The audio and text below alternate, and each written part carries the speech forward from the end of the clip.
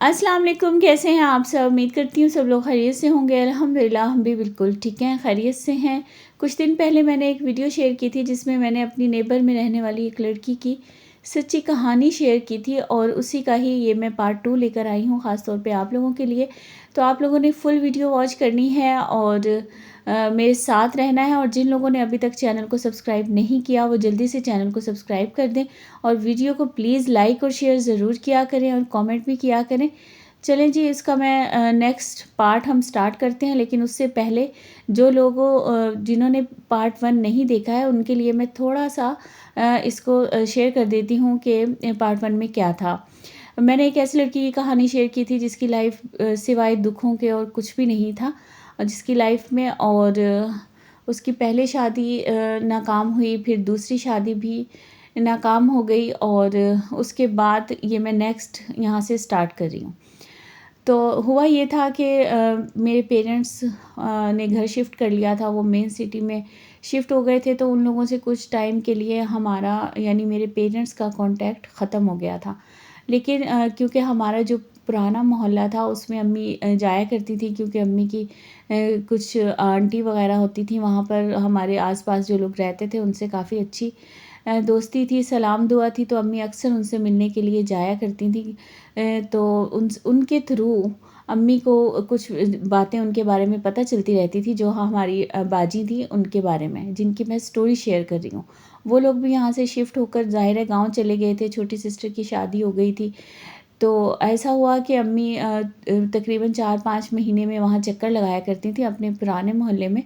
तो वहाँ अम्मी गईं, और वहाँ पे जैसे जिन लोगों से वो अभी तक कांटेक्ट में थी, उनकी छोटी वाली सिस्टर जो हमारी एज की थी, तो उनके थ्रू पता चला कि जो बाजी है ना उनकी तबीयत ठीक नहीं रहती है, और उनकी ज़ाहिर है दूसरी बार भी डिवोर्स हो गई थी। तो अच्छा, उन्होंने फिर उसके बाद शादी ना करने का फ़ैसला किया कि अब वो शादी नहीं करेंगी। अच्छा, तो वो ये था कि वो बस कंप्लीटली बस उन्होंने ये किया कि वो अपनी छोटी सिस्टर के साथ रहती थीं, और उनके फादर भी हयात थे उस वक़्त तक। तो उनकी भी तबीयत ठीक नहीं रहती थी। वो शुरू से ही उनको ना थोड़ा-सा साँस का प्रॉब्लम रहता था, तो थोड़े बीमार ही रहते थे वो। तो ख़ैर ये सिलसिला चलता रहा। फिर सुनने में आया कि बाजी की तबीयत ठीक नहीं रहती है, वो भी वहाँ जैसे होता है ना कि जहाँ पे इंसान काफ़ी टाइम रहता है और फिर वो शिफ्ट कर जाता है, तो थोड़ा एडजस्ट करने में भी प्रॉब्लम आ रही थी। और ख़ैर वो फिर ये हुआ कि जो छोटी सिस्टर है उनके माशाल्लाह 4 बच्चे हुए, जिनमें 3 बेटे और 1 बेटी।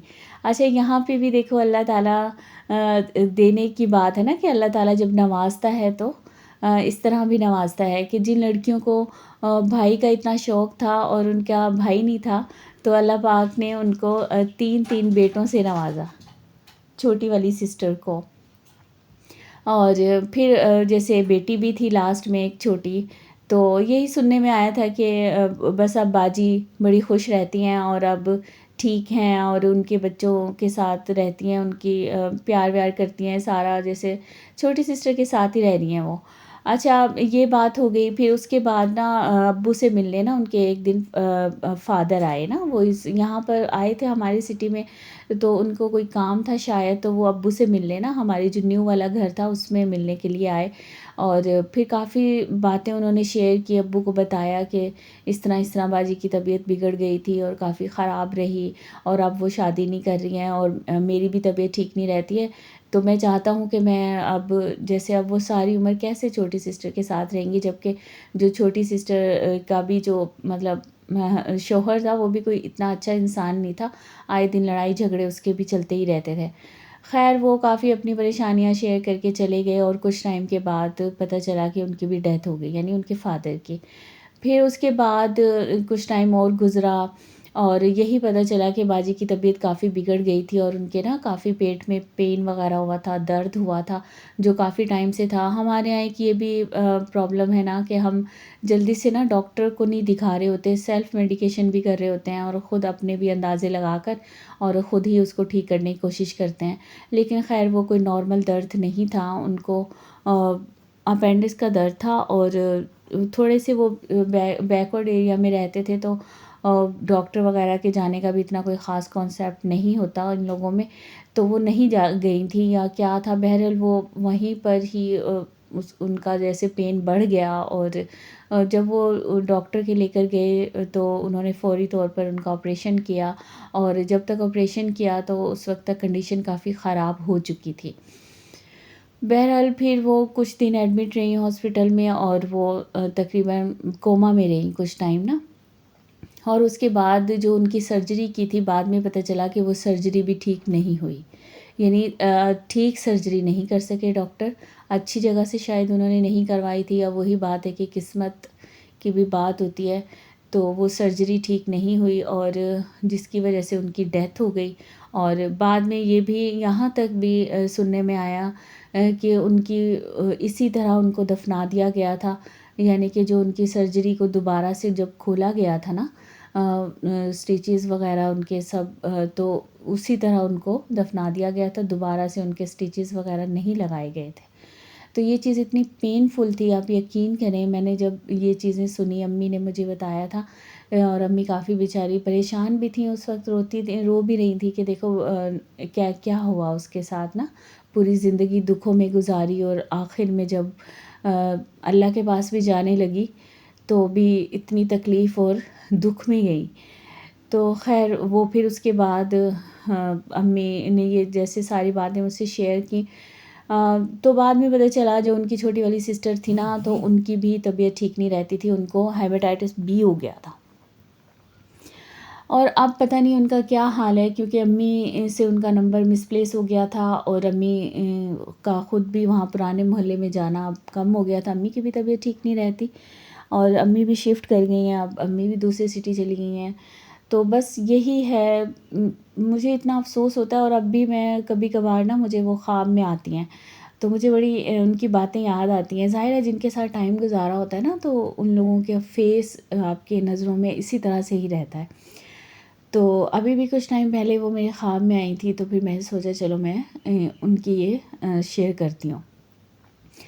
تو اس لڑکی کی کہانی سے ہمیں کیا سیکھنے کو ملتا ہے؟ ہمیں دیکھو، کچھ چیزیں ہماری قسمت میں لکھ دی جاتی ہیں، لیکن کچھ چیزیں شاید ہم خود اپنے لیے چوز کرتے ہیں، جو کہ بعض اوقات ہمارے فیصلے صحیح بھی ہوتے ہیں، اور بعض اوقات ہمارے فیصلے ہمارے لیے غلط ثابت ہو جاتے ہیں۔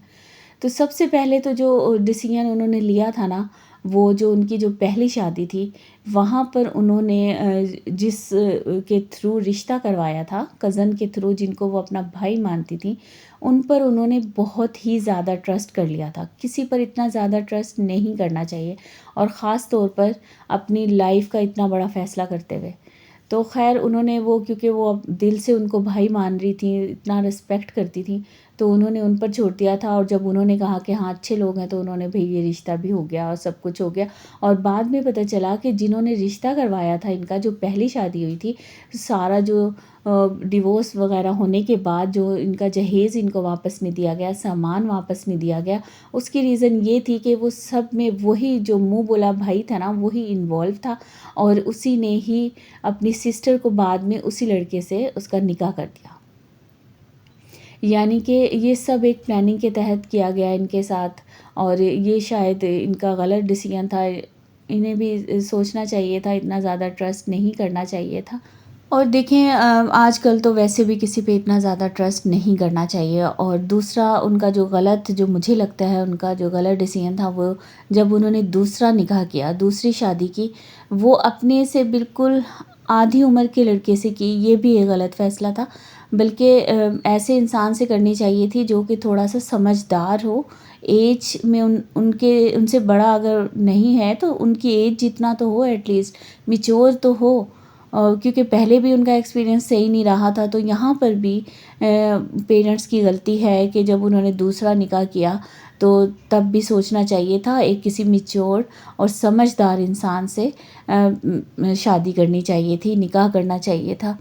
تو خیر جو بھی قسمت میں ہو، لیکن اس لڑکی کی کہانی ایسی کہانی ہے جو میں کہتی ہوں میں نے کبھی نہیں سنی کہ کسی کے ساتھ زندگی میں اتنے دکھ، اتنی تکلیفیں کوئی انسان فیس کرتا ہے، اور جب وہ مرتا ہے، جب اس کی موت کا ٹائم آتا ہے، تو بھی وہ اتنی تکلیف میں ہی رہتا ہے، اور اسی تکلیف میں ہی اس دنیا سے چلا جاتا ہے۔